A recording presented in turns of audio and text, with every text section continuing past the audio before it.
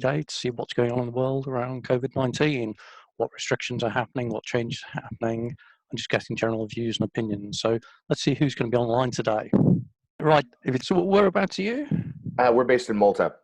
Okay. So Yeah. lockdown central then moved on from being blockchain island to being Yes. COVID island kind of thing. Yeah. Well, to be fair, it's done really well in the sense our daily reports are coming out with like 6 cases a day, so it's not too bad. Okay. They've managed to keep that down. It is stifling, like everywhere else, business and whatnot. Like we have had layoffs, not as bad as everywhere else, but so far it's been okay. Let's put it that way. Well, But what's the government response on handling things like layoffs and that? And are they getting involved? It's they are getting involved to an extent. They've chosen certain sectors which they want to help out. The tech sector, advertising, and things like that, though, don't fall under the sectors that are getting any help. So I've seen like ad agencies lay off a third of their staff because they just can't support going with no adverts running. Tech sector, a lot of people have literally stopped what they're doing to focus on e-commerce. Okay. Because a lot of their projects were either offer too early in the day or not needed at this present time. So they just sort of like just rejig themselves to become, a lot of them, just Shopify resellers on it. And it's been interesting. It's been interesting. I mean, we're on the whole. I have how many companies here? About 10 companies here. About 5 of them right now are like standstill, zero income. But luckily those aren't the ones that are resource heavy. So I don't have wages or things like that at the time being running. So it makes no difference. They're also occasional workers. The other ones, they're not too badly affected in the sense, one has seen a dip of about 25-30% in sales. The other one's seen an increase because I own a web development company who specializes in e-commerce. So it's this was a bread and butter moment for us. But no, it's been interesting. Yeah, I think that's the thing, that some companies are really, really struggling, particularly the ones that have a physical presence in their offering or service or whatever, and others who are already online and are virtual and remote. It's kind of like business as usual for them in some Oh yeah. days, and they're just kind of Yeah. standing on it. Okay, I that's mean, good. we were moving office during all of this. So I think it was on the 8th of February or 29th of February. They called the lockdown. And sorry, no, yeah, it was there. It was the week after. It was the week after. The week after we had to move office was essentially the thing. So they had called the sort of stay inside procedure, and we had to move our offices from old office to new office, which has been sitting there now for over a month unused. Wow. It's been quite an interesting thing. But you're right. Those people who are already set up online are seeing massive increases. In fact, I had 2 clients who I had pitched projects to. It's like, you should get into this area. People are going to go for the convenience, blah, blah, blah. And I pitched these projects to them. They are seeing their sales increased by 25x over like month on month from just 2 months ago. So they're over the moon. They're seeing everything skyrocketing. Now we're doing cost cutting procedures on some of the services they were using to find more ways to increase their profits and things like that. Because now it makes sense. I mean, saving, I don't know, 20% on something that's costing you €100 isn't really worth the effort. But now that it's costing you 2,500, 3,000, 7,000 euros, now these exercises come into play. So that's what we're doing as well at the moment. How about you?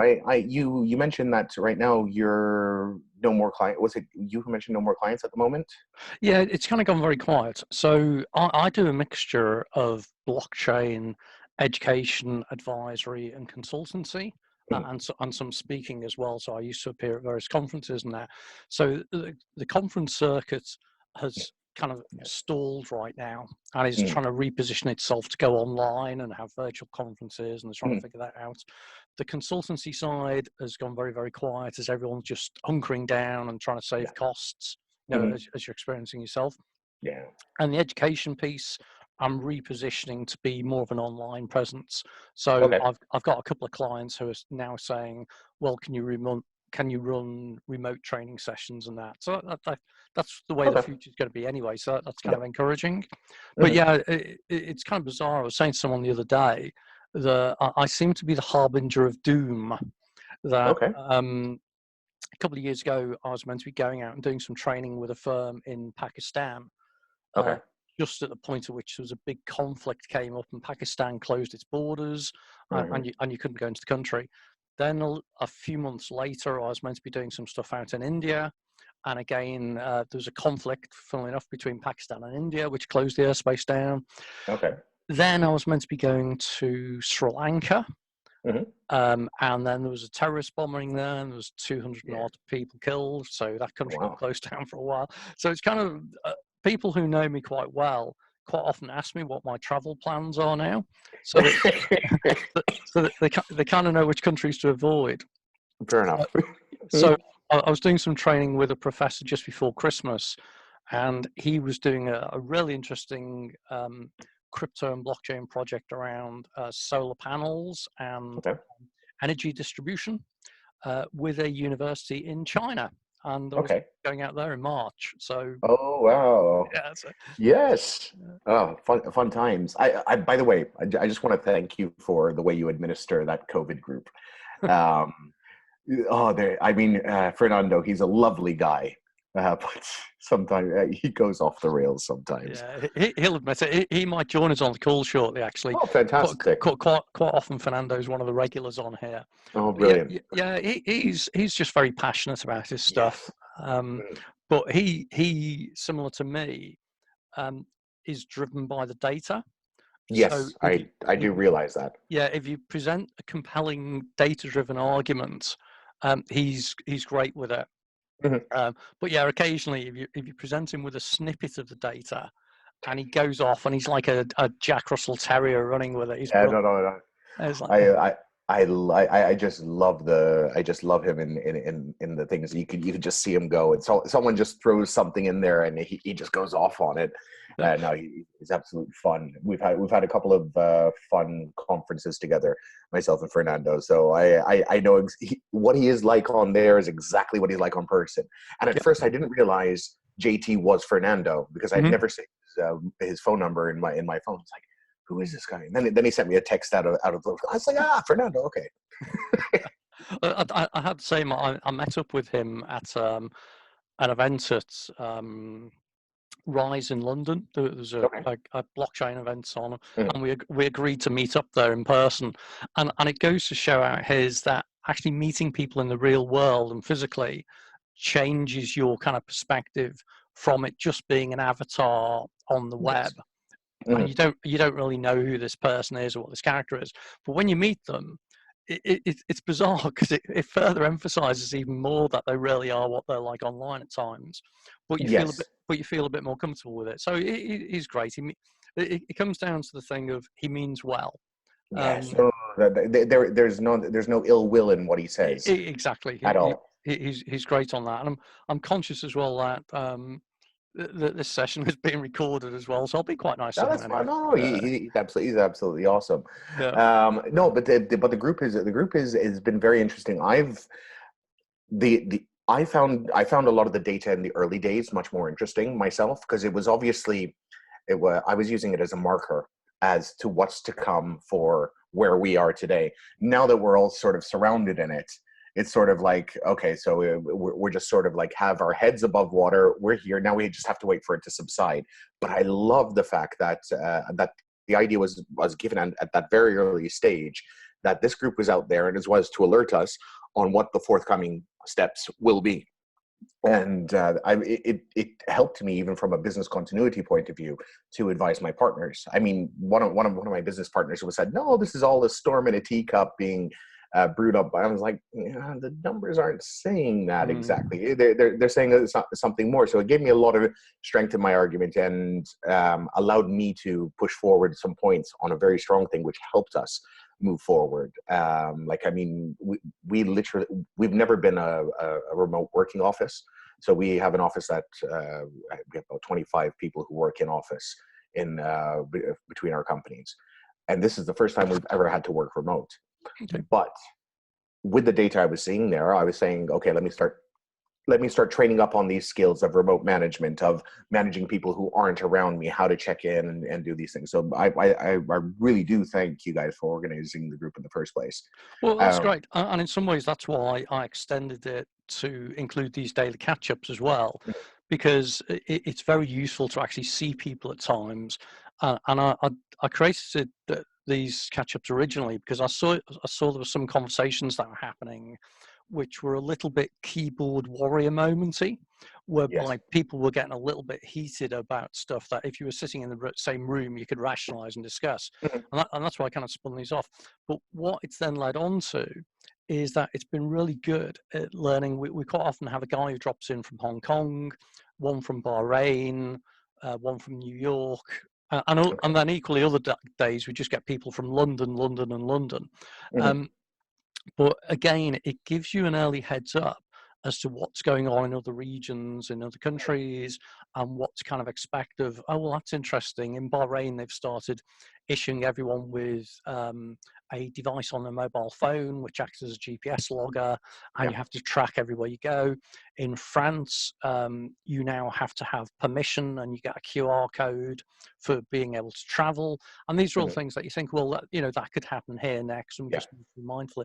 So exactly as you say, it's really useful to find out what's going on elsewhere, to then think, well, what's the odds of that happening in my area, and how do I respond and react accordingly? And I found it fun as well, as you say about remote working, remote management, because I've been doing this for years. It's kind of normal for me. It's not greatly different, but it's been fascinating listening to some people in a couple of other groups I'm involved in who are permanent employees who normally have a desk in an office. And the whole concept of remote management has freaked them out. Like, how am I going to do this? And working from home and blah, blah, blah, blah. It's like, it's a mindset change. That the technology is here now, which is great because it didn't used to be. But a lot of it is just about having the mindset and the change in management culture to realize that people, if you make them task driven as opposed to time driven, so, here's what the task is, here's when you need to do it, not what are you working on and blah, blah, blah, it kind of works. So I think it's the new normal. It is a new normal, and I cannot see how any office is going to say, okay, yeah, I'm going to bring you in constantly 7 days a week, 5 days a week into the office so that you do this. Now that they know they can do this, because they're going to start looking at just elements of cost savings.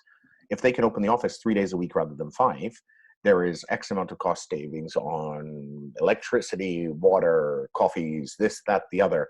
So if they know they can do that, they'll start moving towards that more and more, unless obviously you're in a place where you can do that.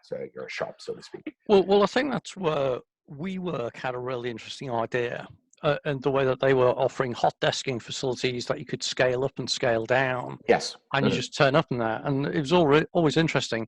I was doing some consultancy and advisory work for a couple of firms. And with one of them, it meant I got a free WeWork pass.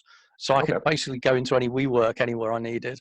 With another one, there's another London firm, the name of which escapes me now. But again, it was a virtual networking office type thing. But to be honest, my office of choice was Starbucks. You've got a desk, a PowerPoint, a Wi-Fi, toilet and coffee, and it costs you £1 or a couple of dollars or whatever. So you could work anywhere at any time. And when you look at that, the cost per employee, when they can go remote and you're not having to pay, office space and that kind of thing. I think WeWork, if it hadn't have kind of spontaneously imploded a few months ago, was probably going to wipe out real estate for office premises. So we'll see where that goes. I think that was the reason why everybody saw it as that massive unicorn that was set to explode. Unfortunately, it imploded. It imploded the other way on it. No, it is virtual offices are an interesting thing. I'm again, because of technology today, having though the touch point as well, though that familiar space where which an office can call its own. let's put it this way, which an organization can call its own, does feel safe. Yeah. Having that, I mean, we've just gone into a contract for the next 2 years or something like that in this office space, but we're already looking to say, oh, look, maybe we might break contract early and go down to a smaller space where we don't need everybody in all the time and just work remotely. Though it does have the only issue is it does have its down points as well. Like say, for example, I have certain staff which, if it was up to, we were actually looking at making not redundant, actually changing them because we weren't too happy with what they were doing. And in this space, in a remote working point of view, we can't hire new ones. It's that you can't give the proper training that you do need to give, where you need to be by someone's side. There's so much you can do virtually, but I think you get my drift on this. Yep. Especially for roles which are a little bit more complex, where they would be operating a number of different tasks in especially a customer service point of view, where they need to find a lot of back knowledge on it. You'd end up doing most of the work yourself if you were doing it remotely in this case.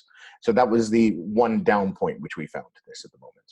Yeah, it's one of those things that I used to do a lot of work in the Lloyd's of London insurance market. So that, this is a very traditional insurance market, 350 years old. So rock solid business processes, but no adoption of technology. Yeah. And they still had in the Lloyd's building, which is a place in the city of London, they actually have underwriting rooms where underwriters and brokers would still have to physically meet to discuss business. Wow. And I was speaking to one of the underwriters one day and said, well, how come you can't conduct this business via Skype or Zoom or whatever? He said, you know what? He said, the thing that can really swing it at times is when you're sitting opposite the other person and you can see the beads of sweat on them as you're asking them a question. So you really know, am I hitting at something that I should be worried about in some way? He said, you just don't get that in virtual working. People mask an element of type things. So I agree that there are times where you still need that virtual presence. Physical presence, yeah. But I remember as well, years ago, I used to work for a Californian wine company. And I remember I did a number of business trips out to California at one point, and I don't know if this got flagged up on US immigration computers or something, but at some point I got kind of like pulled over to one side as I arrived at San Francisco, and it was like, hi, Mr. Nuttall, I see you're back again. It's like, oh, that's interesting. You didn't realize you took that much interest in me. What's the purpose of your visit? And it's like, oh, we're doing business, blah, blah, blah. Okay, what type of business do you do with Gallo? And I said, oh, IT, technology. So, gee, have you guys not heard of video conferencing? And I turned back, and this was like 15 or so years ago, and said, yeah, and have you guys ever tried using it? Because at that time, it just wasn't up to it. No, that's it. And that's the whole thing that I think for some events, the best technology to use is an airplane to go and meet people and that. But yeah, this is the interesting thing, that this virus or outbreak or whatever, it's forcing us to now try these new ways of working and work remotely and that, which is great. Have you been to any of these virtual conferences yet? No, not any of the properly big ones. I've been to a few kind of like informal social type ones. So there's a couple of different platforms that are spinning up at the moment. One which is really interesting is Remo. I don't know if you've seen Remo, which is it's a remote networking social collaboration type capability, where you've got breakout rooms, which I guess Zoom's got as well, but it just behaves slightly differently. And there's another one called Hopin. And Hopin again allows you to go into breakout rooms and that. And there's something else that I was looking at this morning, which again is a virtual conferencing type thing. So no, I've not actually participated in any yet.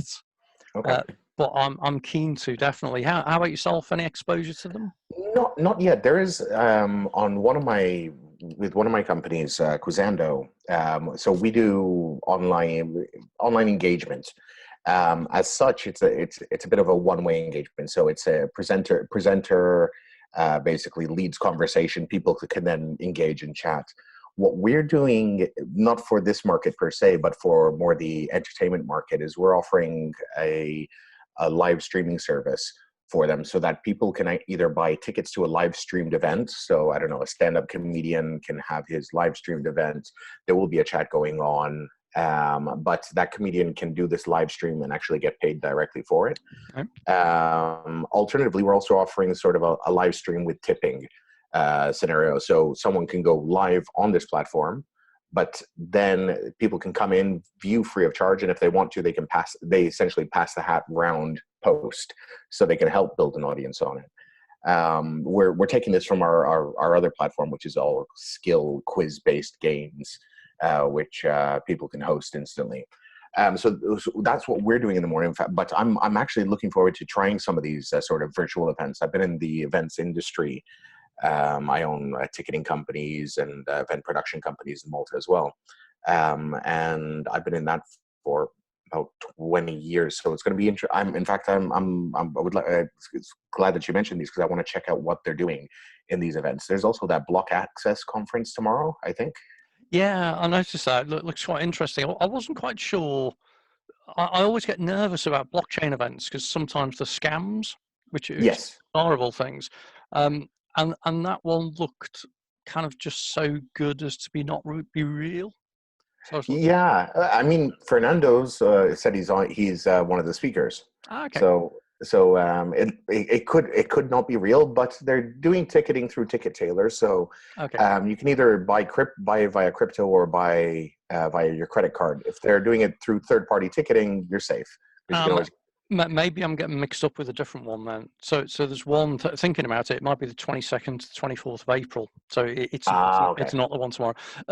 It's just that a few years ago, I started doing some stuff where I was listing off crypto events and blockchain events and that kind of Okay. thing. I was publishing them.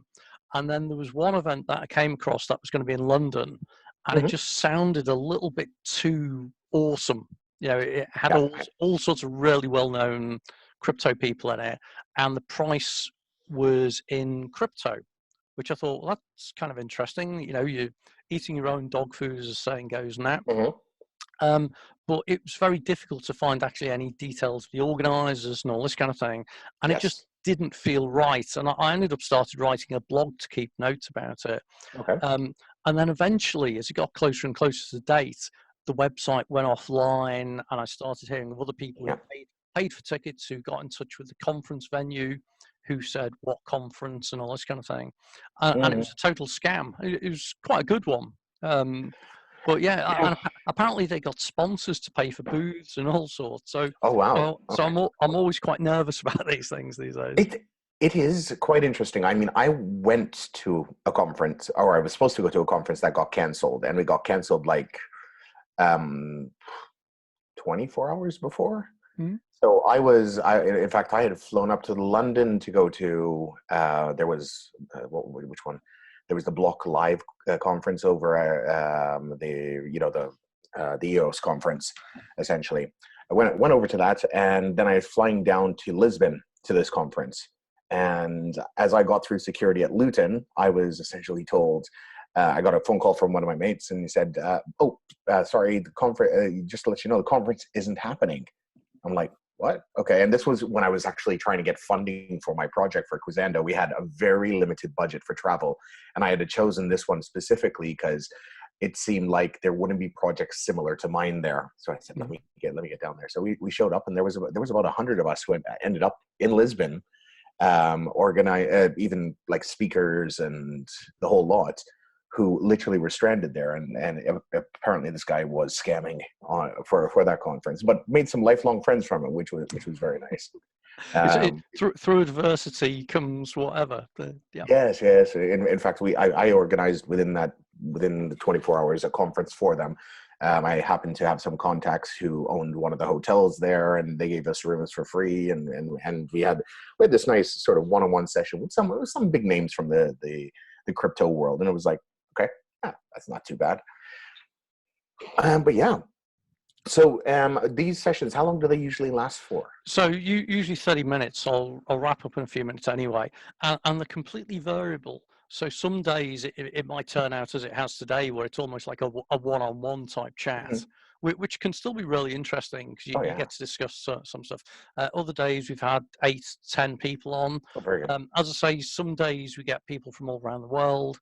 Other days, we might have half a dozen people on and say, "Oh, where are you from? Oh, I'm from London. Where are you from? I'm from London. Where are you Yeah. from? I'm from London." Blah blah blah.